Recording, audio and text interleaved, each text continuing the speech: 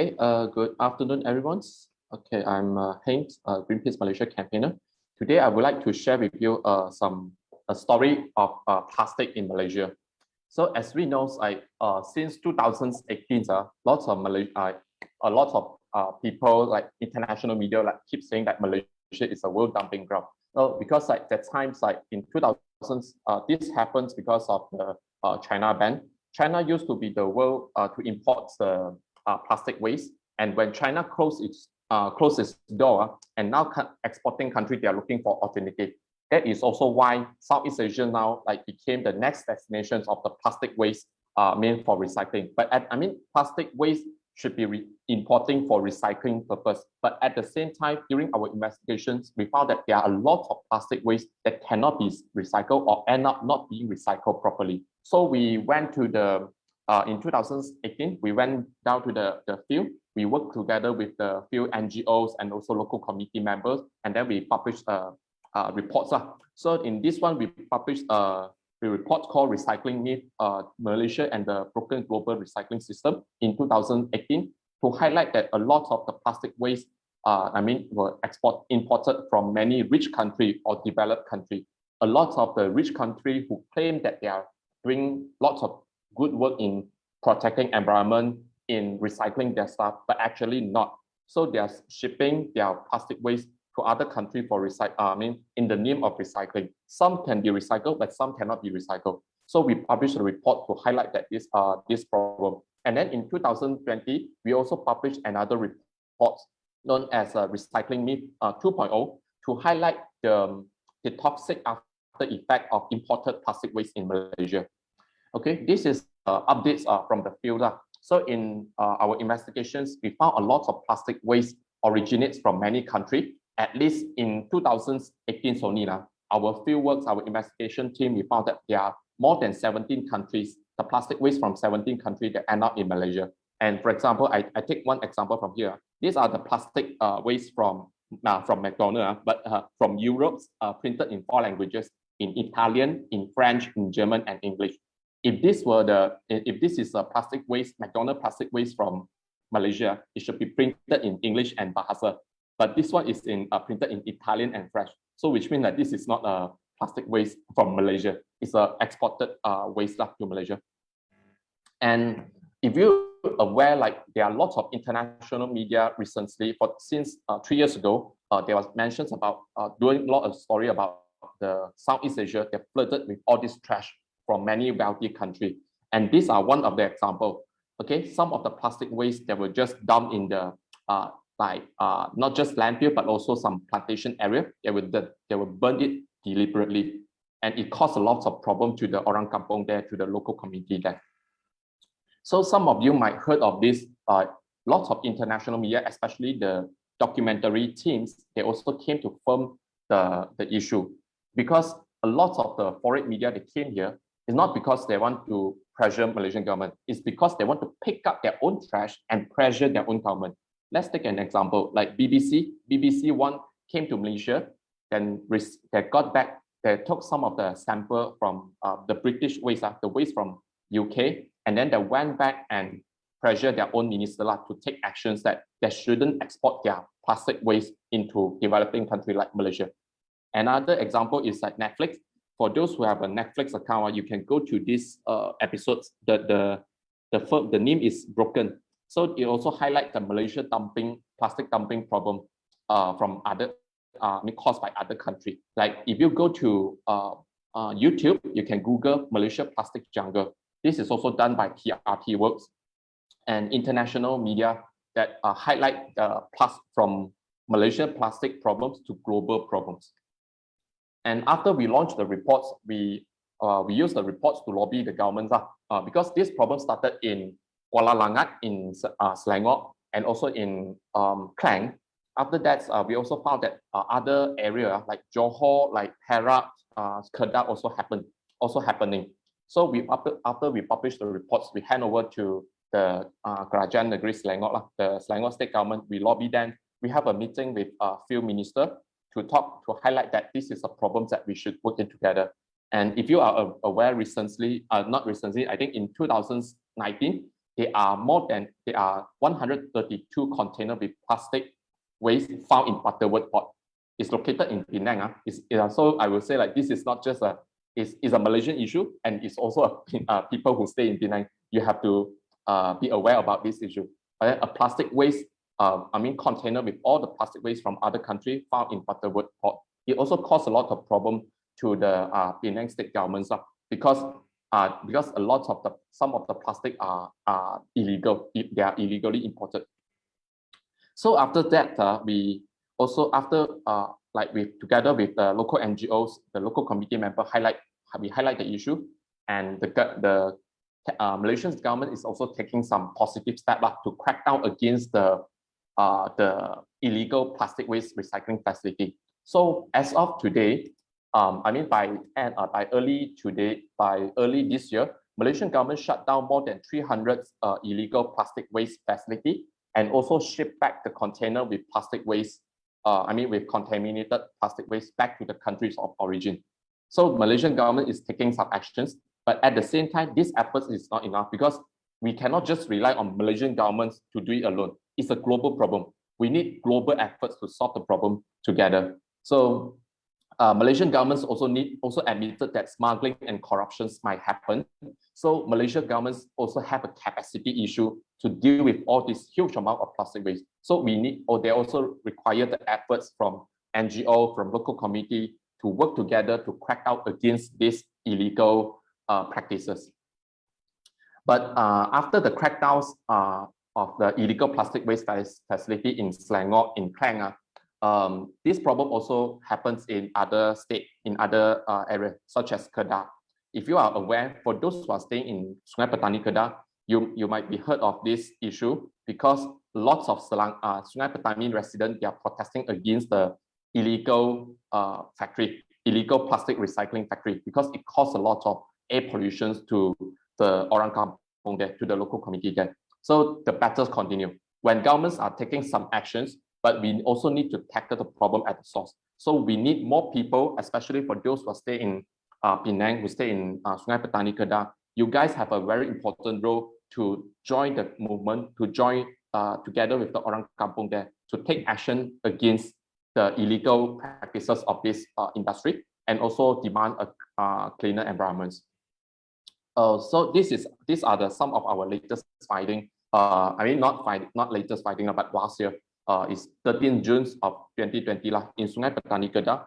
We received some complaints, and then from this local committee member, and some of the plastic waste were just dumped in the landfill or abandoned building. And these are the plastic, and all these plastic are plastic waste from many countries, like German, from Australia, and so on. And this is another example in Sungai Muda. For those who've been to Sungai Muda, we also found another landfill in that area, and this landfill is just located beside the riverside of Sungai Muda. And we also found lots of the plastic waste from Germany. After that, we think that Malaysian government is taking some actions to crack down and also to shut down the illegal plastic facility. We also launched another investigations to collect the sampling. We went to few locations to collect the soil sampling and air sampling, soil and water sampling. And after that, we also published a report. The report is the finding of report is written in our next in the recycling myth 2.0. So the finding is, I think, is obvious because the problem is plastic waste. Illegal processing or unregulated processing of this plastic waste cause lots of problems to the local community member. For more detail, you can go to our website to look for the Recycling Myth 2.0 report, and all the research and the findings are available there. So what is our recommendation to Malaysian government? Okay, so after Malaysian government crack down against the illegal facility, that one is positive step, but that is not enough. We need inclusive rehabilitation actions that involve many sectors. Rehabilitations means that they need to restore the area. For example, the Minister of Environment of Water, there should also conduct further environmental investigations to the affected area, like Sungai Petani, Kuala Langat, Klang, etc.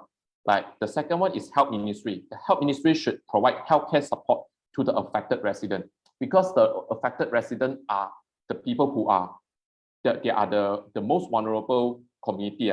They are staying there, but they didn't get any benefit from these illegal practices. And then the help, this is the problem that borne by the local resident. So the health ministry should provide healthcare support to them.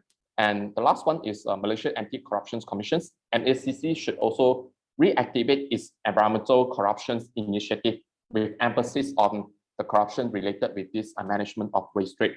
The second point is the governments also have to replace the Environmental Quality Act 1974 with a new environmental protection law.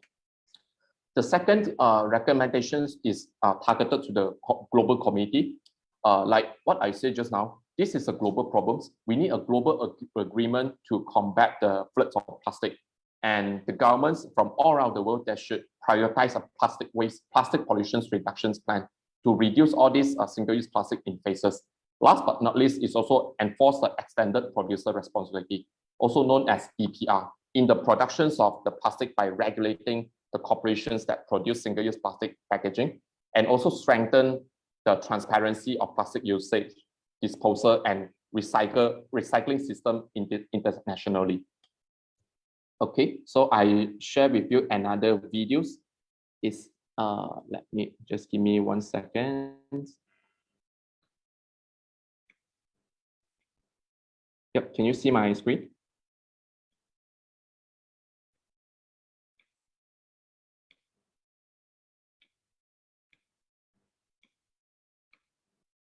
Okay.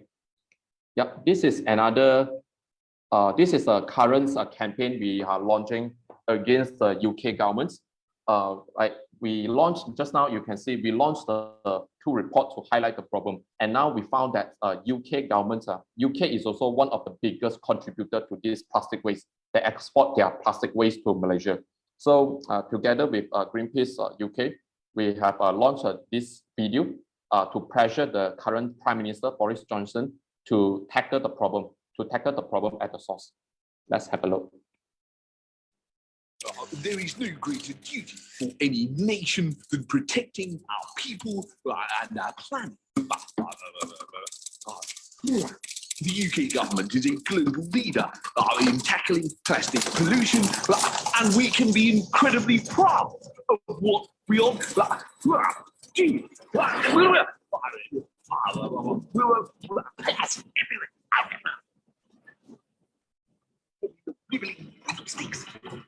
Thank you, Chris. We have banned plastic straws, plastic stirrers, and plastic coconuts to make sure that we turn the tide.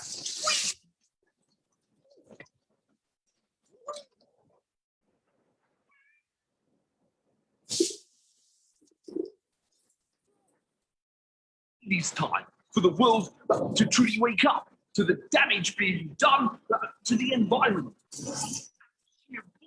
The plastic that is dumped. Let us secure the very health of the planet for our children, grandchildren, and generations to come.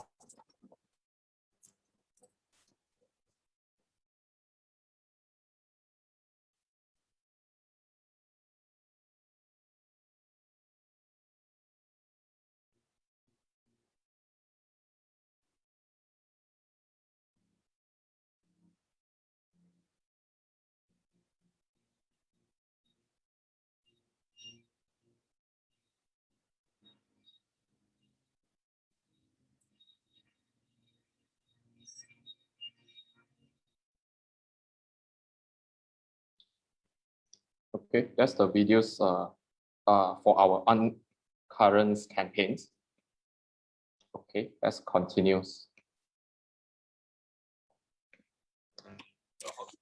Okay, so just now I mentioned about the plastic, global plastic waste trade.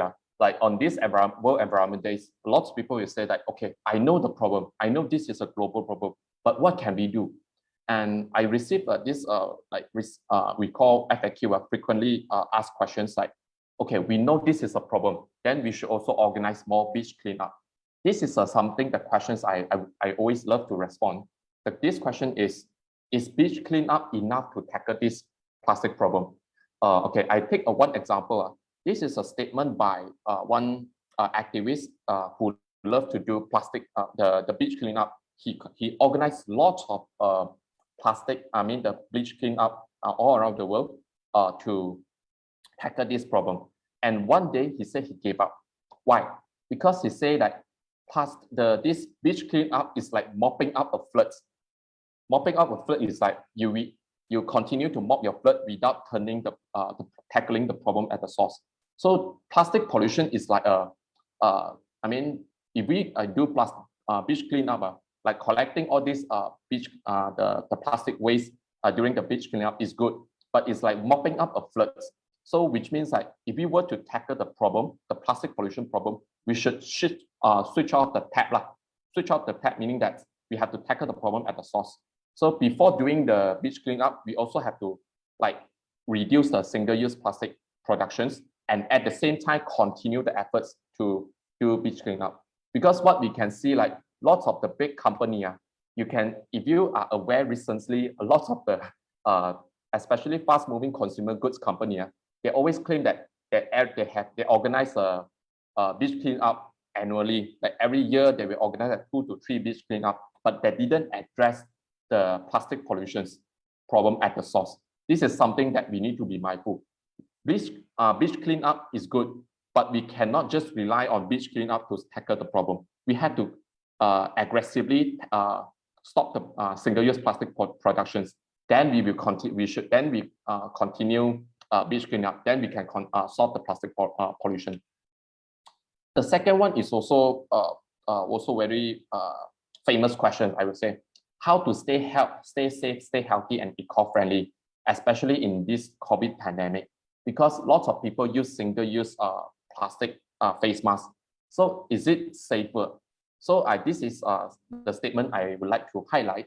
So last year, Greenpeace and other NGOs, like a lot of the university colleges, we released a statement.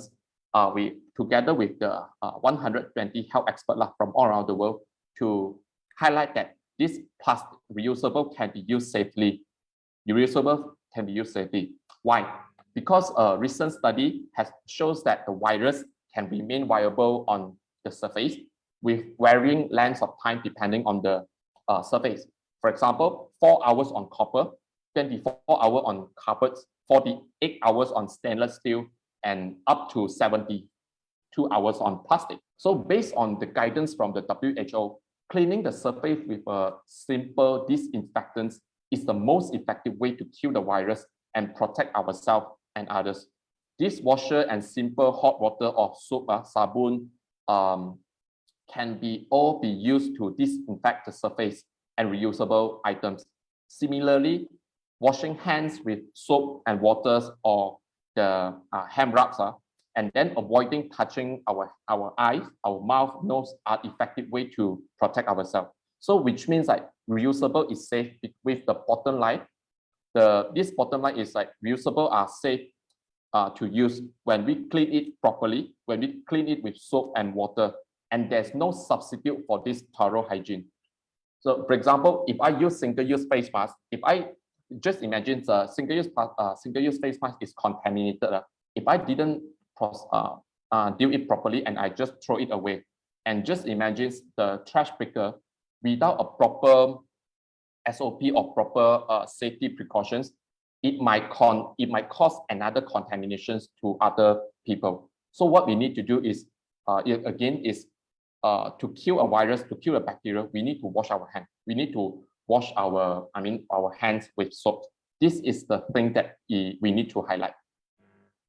So what we can do, so this COVID pandemic actually caused lots of problems, a lot of disaster for many of us.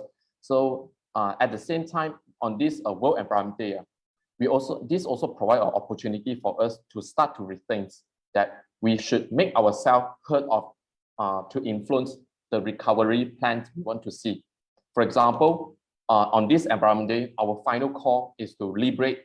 We should start to rethink, to liberate ourselves from this fossil fuel or plastic capitalism. overconsumption habits, and prepare for our future economic system. So we should also draw inspirations from the Green New Deals and push for a green and just economic recovery plan, which is crucial to send a clear and loud message to our policymaker. These are the example. How can, like just now, some people say like, okay, we have a solutions, we have a recommendations to people, to the governments. We have the recommendations to ourselves. Then how can company can solve this plastic pollution crisis? So as you know, most of the plastic pollution are caused by the big company. So the company, they have a very important role to tackle this plastic pollution. So the solution should be reusable solutions that are focused on just, durable, convenient, safe material, simple and affordable. Okay, these 6 elements. These 6 elements are very important to send the message to the corporations. They have to do this, then they should do this. And the principle for the just recovery, it should also focus this: prioritize health and for people and planet, invest in solutions instead of single use, replace all these single use with sustainable system, and demand corporates and governments liability. And last but not least is engage with all these impacted community. So the last one is this: a lot of people saying that if we don't use single use, the solution is reusable, right? So what is there any system? Is there any example that we can use? Actually, we do have the reusable system. All these systems are already exist, and the system are growing. For example, you can see this graphic. You can see like these are the example of refill at home. You can see like e-commerce for compact refill product that are used at home, in office building, or on a regular basis. So what we can see, like this is a system that we need to do. Okay, this is example of returns from home. Okay, from business deliver their product to customer, and then the business pick up the empty packaging and then go back to business. The businesses have to clean and refill it, and then they also sell back to customer. This is another example of refill on the go. Traditional retail outlets for products like beverage that can also focus on the system like this: from customer clean at home, customer refill on the go, and then come back. And then example of the returns on the go is this: customer to user to business, and then go to a customer. Okay, these 4 are the examples of the reusable system that have already exist. And what we need to do is we need to promote and tell the corporations and governments that all these solutions are practical, usable, save money, save resources, if we have a willingness to do it. So last questions: what should we hope? What should we hope by then? Why do we need to meet this recovery plan grid? As the WHO notes, climate change is likely to have a major consequences on these infectious disease transmissions. And all these problems are already affecting the society most vulnerable and marginalized people. So on this World Environment Day, we should also start to think and try to support a low carbon recovery program, such as a new Green Deal. We need a Malaysian Green New Deal to prevent the next public health crisis. Means we need to address the existing injustice as well. Then if we manage to address the injustice problem, then we can also tackle the problem, tackle the climate and biodiversity crisis. If we manage to tackle this climate and biodiversity crisis, we can save ourselves, we can provide justice to others. In conclusions, I would like to highlight that in this plastic pollution issue, recycling is good. We should continue recycling, but we cannot rely on recycling alone, because globally only 9% of plastic waste has been recycled, 12% has been incinerated, and 79% end up in natural environment. As of 2015, that is the data for 2015. And for the latest data as of 2020, only less than 20% of plastic waste has been recycled. What does it mean? It means that recycling alone cannot fix our plastic pollutions fast enough. So to solve this problem, we have to tackle at the source, which means we are calling governments and companies to set clear reductions, to invest in redesigning alternatives such as refuse and reuse system. So when governments promote the ethical circular economy framework, they should also focus on reductions, redesign, reuse, and refuse. And this problem, the plastic problem, is an overconsumption problem. To tackle the overconsumption problem, we should focus on reductions. Reductions, reuse, refuse, and also ask the company to redesign the alternative delivery system. Okay, so I also want to use this infographic to tell people that don't panic, start organize. Don't estimate one people do not underestimate one people can do a lot of things. Like we cannot, of course, we understand that not everyone, one person cannot do everything, but everyone can do something. So again, don't panic, start organize. Towards a sustainable economy, the future is our hands. So I also want to touch on this economy, because if you go to words, the terms of economy, please do not forget there's also another term called eco. We need eco in economy. The future is in our hand. Thank you very much.